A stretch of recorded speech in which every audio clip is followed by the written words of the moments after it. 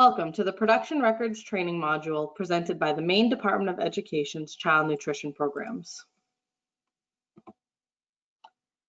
The objectives of today's presentation include being able to define a production record, identify the advantages of using production records, identify the required elements of a production record, and know how to prepare a complete production record. So, why do we need production records? It's a federal requirement for all programs that participate in the school breakfast program, the National School Lunch Program, and the after-school snack program. It is your documentation that the meal pattern requirements are met for each age and grade group.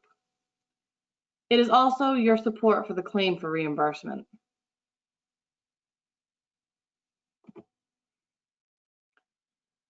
So items that the production record need to include: your full reimbursable menu. This includes all required food items, condiments, and toppings or food components. The quantity that you're preparing, the portion sizes that are being served, the age or grade group that is being served, the number of reimbursable portions served, the number of a la carte or non-reimbursable portions served, and your leftovers. If we come in for a review and we see a lot of zeros or nothing marked in the leftovers, we're going to wonder if you are actually having enough food for the entire meal period.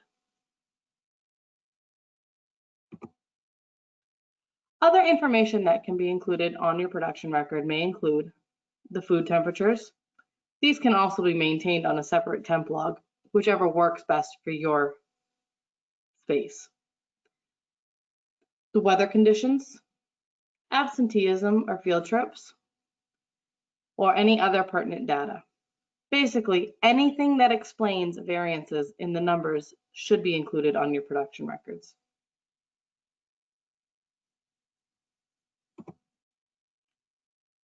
Production records provide a daily written history of the food planned, prepared, and served. They provide you with a student selection history. This can come in handy when planning future menus. If you see an item is not being well received by your students, it might be time to remove it from the menu. This can help you to forecast production requirements. It can also help to minimize overproduction or food waste. It is one of the most cost-effective management tools you can have.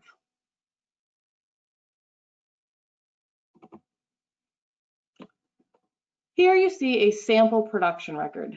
This particular sample is available for download on our website in Excel form.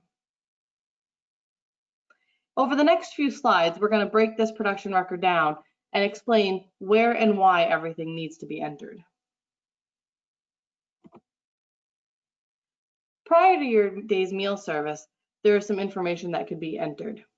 This includes your site information, the date that the meal is being served, the site or school that it is being served at, the grade group that you're serving, the meal, is it breakfast or is it lunch, and whether or not you're operating offer versus serve. Most of this information can actually be preloaded into a production record template for your school to have. It makes it much easier and less work down the road. You would then want to enter your planned menu for that day. This is all menu items, including your milk and condiments, the recipe that's applicable or product name, the portion size that will be being served, and how each item credits. The planned number of servings would then be recorded on your production record. This is helpful for all of your staff to know how much food they need to make to ensure that all students and adults have the meal available to them.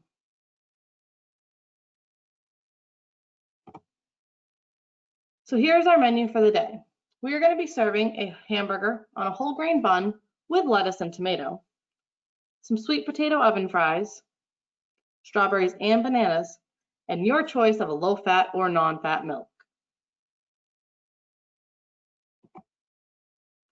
So prior to meal service, we can begin with this information. We would enter the date that the meal is being served, the site or school that it is being served at, Here we have indicated that we are using the offer versus serve option. And we've also noted that we are serving grades K through 8. So now we know which meal pattern we need to meet. Our menu for today is included in the menu box. We have that hamburger on a whole grain bun with lettuce and tomato, your sweet potato oven fries, strawberries and bananas, and that choice of a low-fat or non-fat milk. So next we go into recording each item on the menu and how to serve it and how it credits. First up is that hamburger patty. We have indicated that we are using an 80-20 hamburger. That tells us that a 1.6 ounce patty will give us a 1 ounce equivalent meat alternate. It is very important to make sure that those serving size and the crediting information are accurate. This might not always match, as indicated here with that hamburger patty, and knowing the difference is very important. Next, we have our whole grain bun. We have indicated the brand. This is really important because when we come in for an administrative review, we're going to ask to see labels. And it makes it easier for us to verify that the label that you're providing us is actually what you are serving to your students. We have indicated that this is a 1.5 ounce hamburger bun, which will give you that 1.5 ounce equivalent grain. Make sure to include that romaine leaf and that slice of tomato.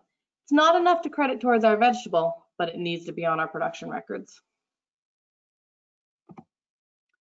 Next, we have our sweet potato fries and our strawberries and bananas. Now that we're on to the fruits and vegetables, we want to make sure that we are recording these in the volume amounts because fruits and vegetables credit differently than grains and meat alternates. We have indicated that we are serving the sweet potato fries at a 3/4 cup serving. That lets us hit that 3/4 cup red orange that we need for the week. We've also indicated that we are serving a 1/2 cup of strawberries and bananas. Next on our production record, we indicate our milk. Here we have said that we are serving a fat-free chocolate or a 1% white milk. It is very important to make sure your production records reflect that you are serving a variety of milk. If you indicate on your production record just the word milk, please have a recipe to back it up that you are serving a variety. Either method is okay. You can include them separately on the production record or have a milk recipe. We accept both.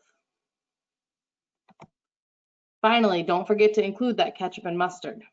Those are condiments and they need to be recorded as well. You'll see here that I have circled the serving size or utensil. It is very important that this section is correct. Like I stated before, sometimes that meat alternate or grain doesn't credit exactly the way the serving size indicates. If you were to indicate here that it was a 1 ounce hamburger patty because you know it credits for that 1 ounce meat alternate, we're going to question whether or not you served a 1 ounce patty by weight or a 1 ounce patty that's crediting. So making sure that those items are clearly recorded is very important. Some of the reasons why it's really important to indicate volume for your fruits and vegetables is because even though you are recording it at 4 ounces, because you know 4 ounces by volume is a 1/2 cup, when we read 4 ounces, a lot of time we are going to go straight to weight. 4 ounces by weight is not a 1/2 cup, especially in the case of baby carrots. 4 ounces by weight will actually give you a 3/4 cup measure. So making sure to be clear on serving size versus crediting is very, very important. Another thing to be very mindful of is making sure that your servers or staff members know which utensils are the correct ones to use. If you're choosing to use portion control dishers or even spoodles, you want to make sure that your staff are using the correct ones. For example, if we're going to use a portion control disher to serve mashed potatoes, we want to make sure that our staff has a number 8 or gray handled disher to make sure that they are serving that 1/2 cup of mashed potatoes to get that reimbursable meal. It is very easy to print one of these graphics off, laminate it, and have it on your wall for your staff to reference easily. Now back to that production record. If you were to download the Excel version that we have available, it gives you the option of having it total those crediting numbers down at the bottom for a quick place to glance to make sure you have hit that meal pattern for the day.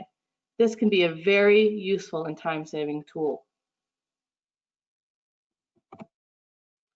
So lunch is over. Now what do we do? First step, we need to record the amount of food that we actually used.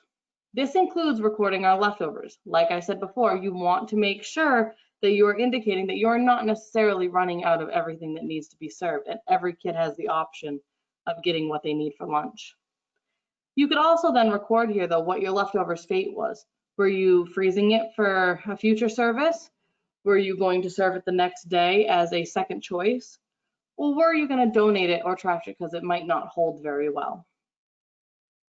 You would then want to make sure any production notes relevant to why your numbers might not be normal is recorded. This isn't going to happen every day, but when it is, it's important to write it down. Finally, you want to make sure the kitchen manager or head cook or whoever is responsible for the production records signs off on those. It is very important that somebody is responsible for making sure that those production records are completed correctly. Other things to consider when it comes to production records is, are you offering more than one entree? If this is the case, you want to make sure that both entrees have access to the same vegetables to make sure every kid has access to the same vegetable subgroups throughout the week. Also, you want to make sure that that alternate option is going to credit enough to meet your meal pattern for the week. Another thing to think about is deli bars or fruit and veggie bars. Some schools choose to keep a separate production record. Some schools choose to have a standardized recipe, and some choose to have a par sheet with serving size or utensils. All of these are acceptable methods. What's most important that is it clearly documents what you are serving, the serving sizes, and how much of it is available to the students. Substitutions is also another thing to be very mindful of. It happens to all of us. We need that lettuce that's coming in on that truck that day. Truck gets there and it's not good. You gotta send it back.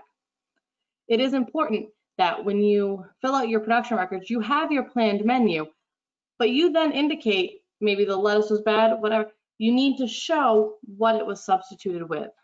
Trying to be mindful of those vegetable subgroups is very important. If romaine lettuce is what you were trying to serve, check to see if you have another dark green veg. In this example, we have substituted that leafy green salad with broccoli, so we're still within the same subgroup. That might not always be the case or be an option though. If by some chance you can't hit that same subgroup, you want to make sure you try to squeeze it in there somewhere else throughout the week so that you have met your meal pattern for the entire week. This concludes our production records training module. I hope that everyone has been able to take something away from this presentation today. For more information regarding production records, menu planning, or any other child nutrition topics, please visit our website. Thank you for your time today.